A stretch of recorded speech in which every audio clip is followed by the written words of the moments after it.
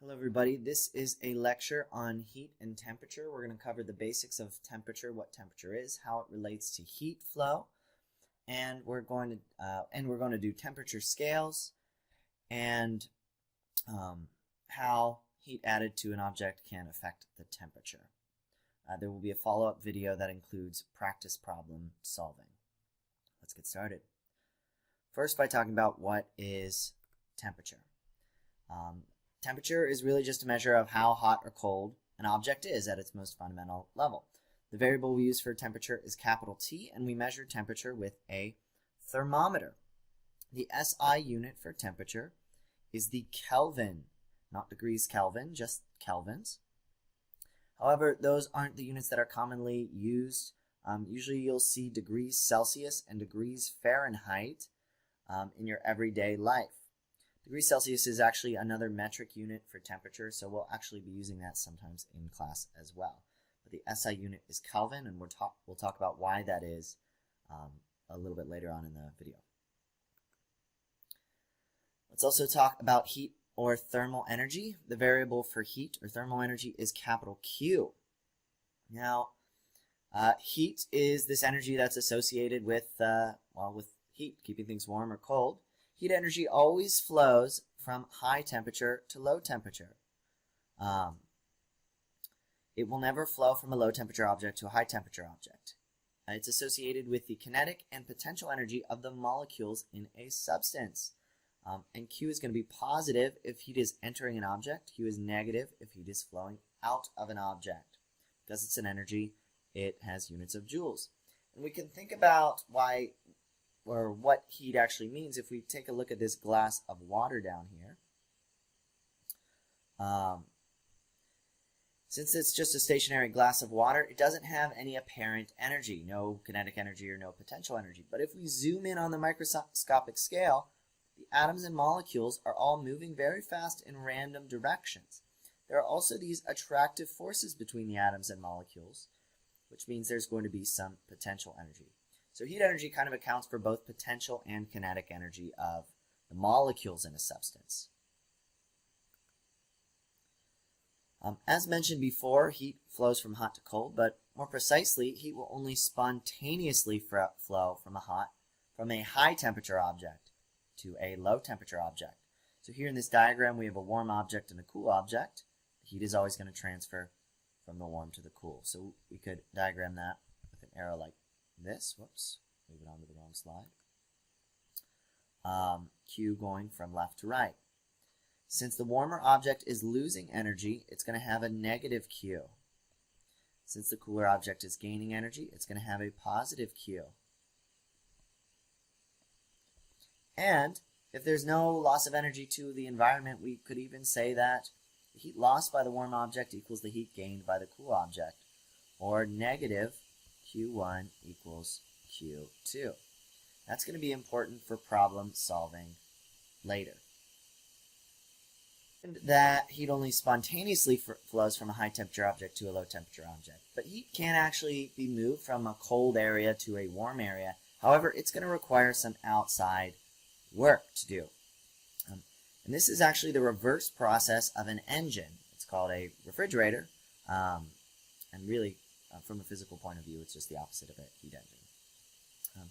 One last definition. If heat can flow between objects, they are said to be in thermal contact with each other. That doesn't mean that they're necessarily touching, because we'll find out later in another video that heat can actually be transferred through empty space. Thermal equilibrium is what happens when two objects are in thermal contact and are allowed to transfer heat between each other for a long period of time. Really all it means is that two objects in thermal contact with each other have identical temperatures. So thermal equilibrium means identical temperatures. And once two objects are at the same temperature, there's going to be no net heat flow between the two objects. Here's a little visualization of the heat flow between two objects at different temperature.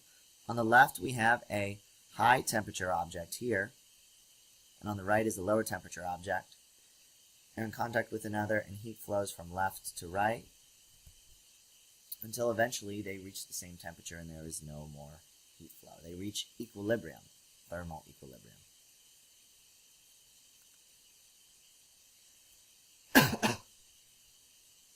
So temperature is a measure of how hot and cold something is, but on a microscopic scale, it's a measure of the average translational kinetic energy of the molecules in a substance. So that means it's something like the kinetic energy due to the side-to-side motion of the objects. It doesn't take into account rotational kinetic energy, and it doesn't take into account potential energy. Well, if temperature measures kinetic energy of molecules, then there has to be a minimum temperature, because the lowest kinetic energy you can have is 0. There is a lowest possible temperature. It's called absolute 0. It's the minimum temperature for any substance.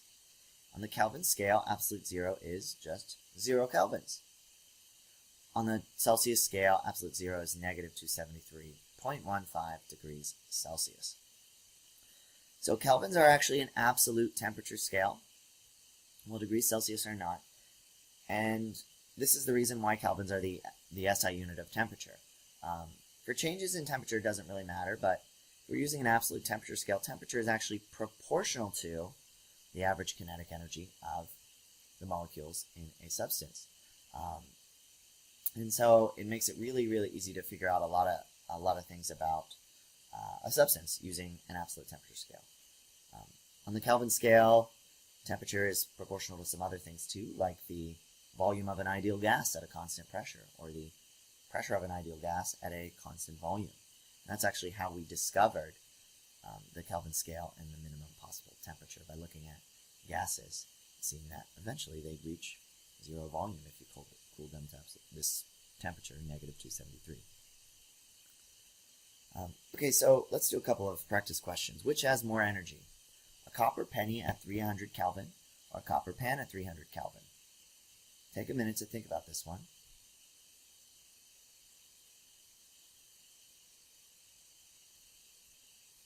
So our two objects are made of the same substance, and they're at the same temperature.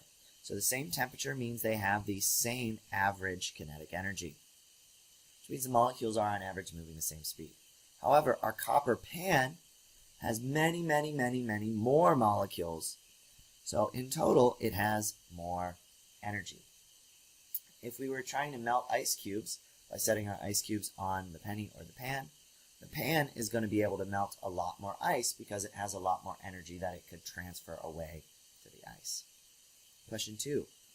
In which substance are the molecules moving faster? A cup of water at 305 kelvins or a swimming pool of water at 300 kelvins?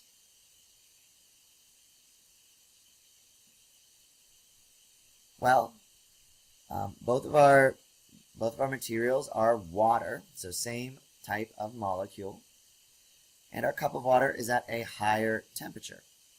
So, since temperature is related to average kinetic energy of the molecules, and since they're the same molecule, then the molecules in the water have a higher kinetic energy and are therefore moving faster on average. Now our swimming pool, even though it's a lower temperature, it has a lot more energy than the cup of water, but that's just because there's a lot more mass. There are a lot more molecules of water. This is a visualization of the 3 common temperature scales, Fahrenheit, Celsius, and Kelvins. We're not really going to worry about Fahrenheit that much because we use metric and SI here. But we are going to have to know a few things about the Celsius and Kelvin scales. There are really only 3 temperatures that you need to know, have memorized. And that is absolute 0, which is 0 kelvins, negative 273 degrees Celsius. The freezing point of water, which is 0 degrees Celsius, or 273 kelvins. And the boiling point of water, which is 100 degrees Celsius, or 373 kelvins. I would just memorize the freezing and boiling point of water in degrees Celsius, and you can convert to Kelvin. Same thing with absolute 0. Absolute 0 is 0 kelvins. You can always convert it back to degrees Celsius. So here's our equation for converting. Temperature in degrees Celsius equals our Kelvin temperature minus 273.15. So let's practice some conversions now. Empty space has a temperature of approximately 2.7 kelvins. What is that temperature in degrees Celsius? Well, before we answer this question, you might think, how can empty space have a temperature if there's nothing there? Well, the reason it has a temperature is because there's all kinds of electromagnetic radiation traveling through empty space. And so if you place an object in that empty space, it will eventually come to equilibrium at 2.7 kelvins. That's why we say empty space has a temperature. Okay, let's convert. Okay, so we know that our temperature in degrees Celsius equals our temperature in kelvins minus 273.15. So we just subtract 2.7 minus 273.15. We get negative 270.45 degrees Celsius. And to correct sig figs, it's actually negative 270.5 degrees Celsius. Room temperature is about 23 degrees Celsius. What is this temperature in kelvins? All we need to do is add 273. So 23 plus 273.15 equals 296.15, or to correct sig figs, 296 kelvins. Now remember, on Quest you can use more sig figs, but this is actually the correct answer. It should be rounded to the nearest ones place. Another note about the Kelvin scale. Kelvins are chosen to be the same size as degrees Celsius, which means that Kelvin and degrees Celsius are interchangeable for changes in temperature. As long as we're looking at a temperature change, we can switch out Kelvin degrees Celsius anytime. And to prove this, let's answer this question. Water is cooled from its boiling point to its freezing point. Find the change in temperature in degrees C and kelvins. So, change in temperature, delta T, equals T final minus T initial. So our T final is going to be equal to, well, it's cooled from boiling to freezing point. The freezing point of water is 0 degrees Celsius. The initial temperature is the boiling point of water, 100 degrees Celsius. So our delta T is just equal to negative 100 degrees Celsius. To get our temperature in kelvins, we just add 273. So our final temperature is 273 kelvins. Our initial temperature is 373 kelvins. And so our change in temperature is 373 minus 273, negative 100 kelvins. So this is going to be really useful whenever we're doing the heat capacity because we can interchange kelvins and degrees Celsius in the equation. We can use either. Okay, so heat added to an object can change the temperature of an object. As long as it's not melting or freezing or boiling, changing phase, that heat will change the temperature. But different objects will change temperature more quickly than other objects. So which will take longer to raise the temperature of by 10 degrees? A cup of water or a gallon of water? A kilogram of water or a kilogram of aluminum?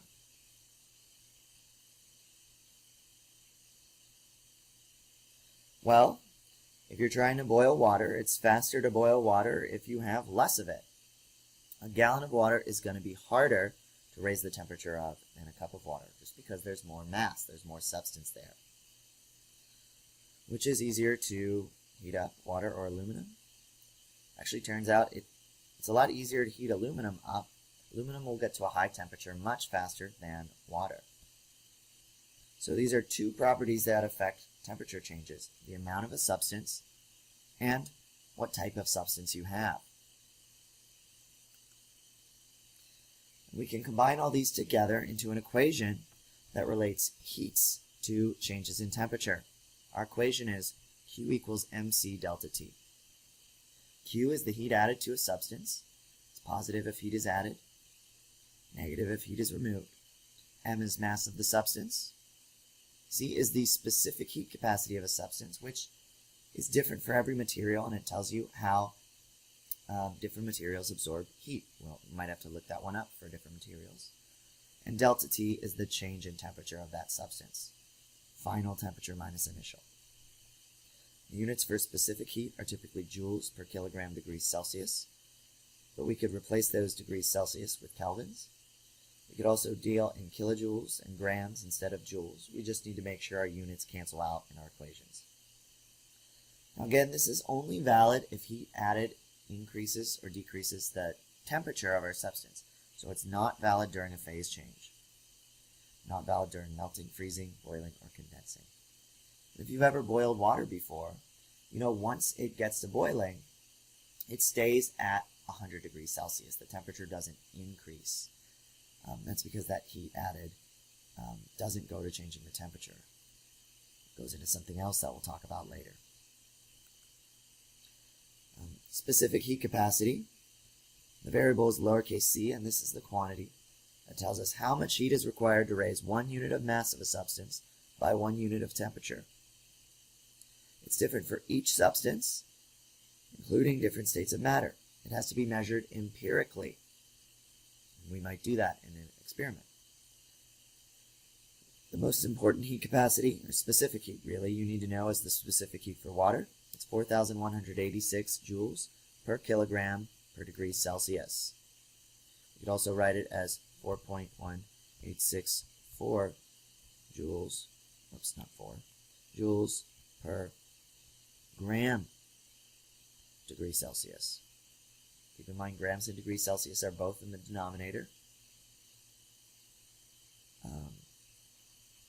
So just be careful about that when you're reading units. Steam has a different specific heat than water does because it's a different state of matter. This last slide shows a heating curve for any particular substance. When we're adding heat to a substance and it's not changing phase, the temperature is going to increase. And from our equation, Q equals mc delta T, the change in temperature is proportional to the heat, which means we're going to get a linear function for our increasing in temperature relative to the heat that we add to it. We can use the slope of that function to figure out something about our substance, something related to the specific heat capacity. That's going to be all for today's lecture. There will be a follow-up video with problem solving. Thank you. Bye.